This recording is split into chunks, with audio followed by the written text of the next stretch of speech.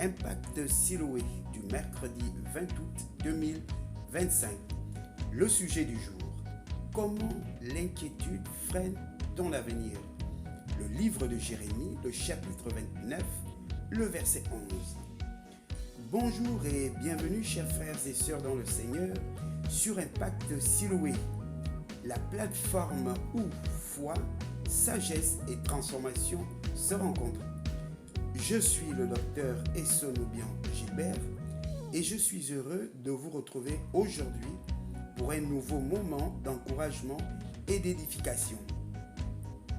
Nous allons, à la suite de ce que nous avons présenté lundi dernier, parler de ce sujet important, à savoir l'inquiétude. Oui, cette force invisible qui peut bloquer nos projets, freiner notre avenir et nous empêcher de marcher dans les plans de Dieu. Mais bonne nouvelle, la parole de Dieu nous donne la clé pour vaincre l'inquiétude et avancer avec assurance dans notre vie.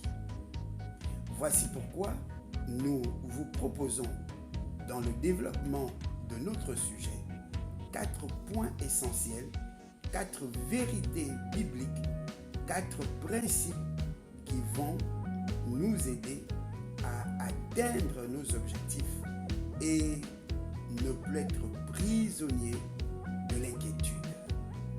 Vérité numéro 1. Dieu a un plan parfait pour nous.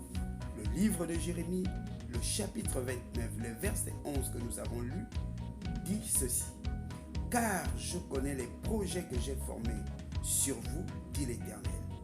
Projet de paix et non de malheur, afin de vous donner un avenir et de l'espérance. » Nous devons comprendre que l'inquiétude nous fait croire que l'avenir est incertain, mais Dieu affirme qu'il a déjà préparé les projets de paix.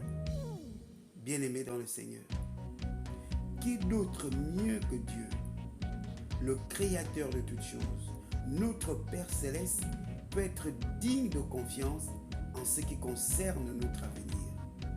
Il est, nous l'avons vu lundi, l'alpha et l'oméga.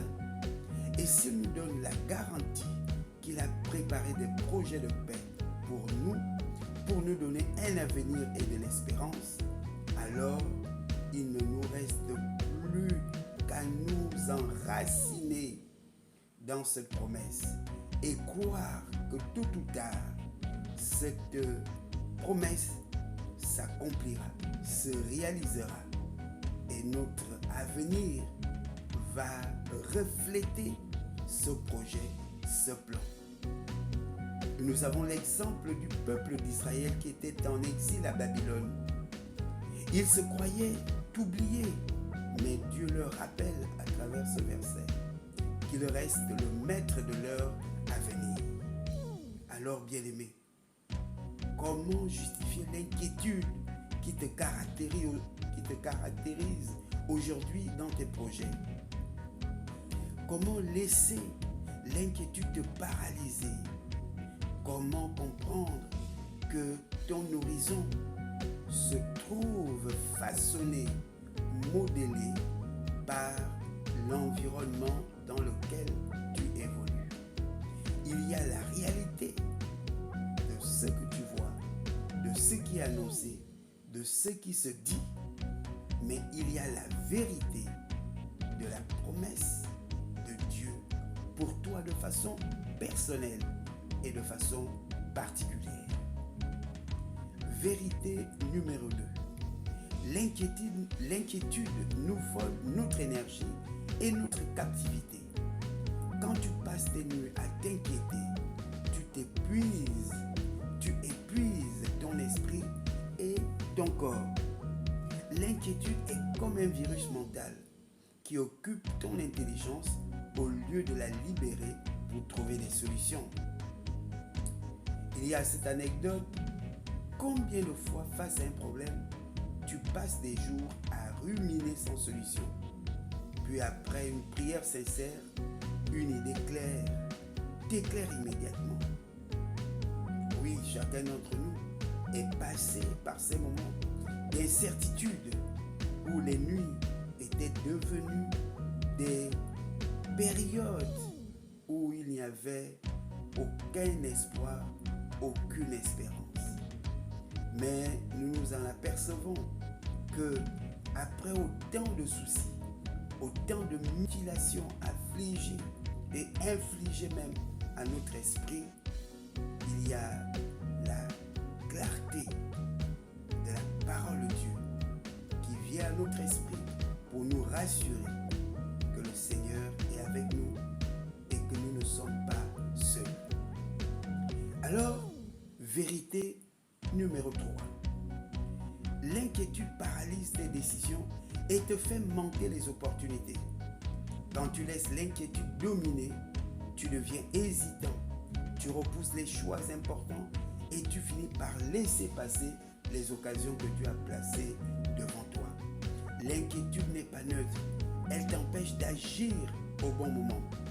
Nous avons l'exemple dans la Bible des 10 espions envoyés par Moïse, le livre de Nombres, le chapitre 13. Ils ont vu les géants et se sont inquiétés, tandis que Josué et Caleb ont vu la promesse de Dieu. Résultat, l'inquiétude a bloqué tout un peuple pendant 40 ans dans le désert. Et aujourd'hui, quels sont les défis auxquels tu fais face? Tu peux te considérer comme étant envoyé et que le Seigneur attend que tu fasses un compte rendu de ce que tu as vu, de ce que ta vie peut être d'ici 5 ans, d'ici 3 ans, d'ici 7 ans. Projette-toi, essaye de t'imaginer, essaye de te projeter pour concevoir un projet de vie qui soit le reflet de tes désirs, de tes délices en conformité avec la parole de Dieu. Rêves-tu de voir ta vie sombrer dans le non-accomplissement de tes rêves, de tes projets? Ou bien tu as l'espérance qu'un jour ta vie sera colorée, ta vie sera à l'image de toutes les promesses que Dieu a pour toi et qui se trouvent dans la parole de Dieu. Vérité numéro 4. Remplacer l'inquiétude par la foi et l'action.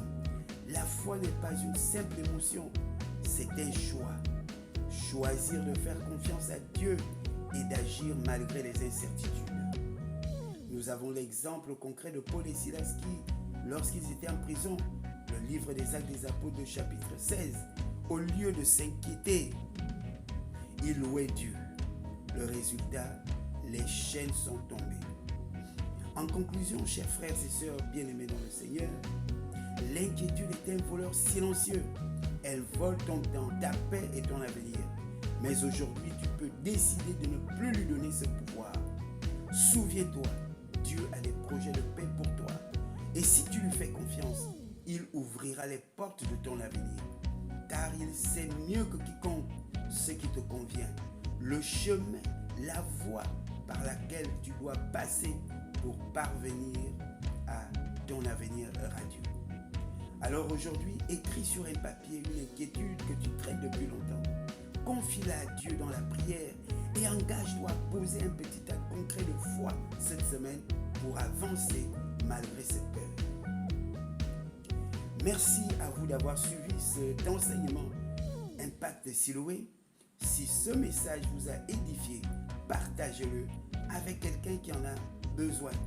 Abonnez-vous à notre chaîne, activez la cloche de notification et que le Seigneur vous accompagne chaque jour et que votre foi grandisse dans l'espérance et dans la confiance dans les promesses de Dieu. Soyez bénis et à vendredi prochain. Amen.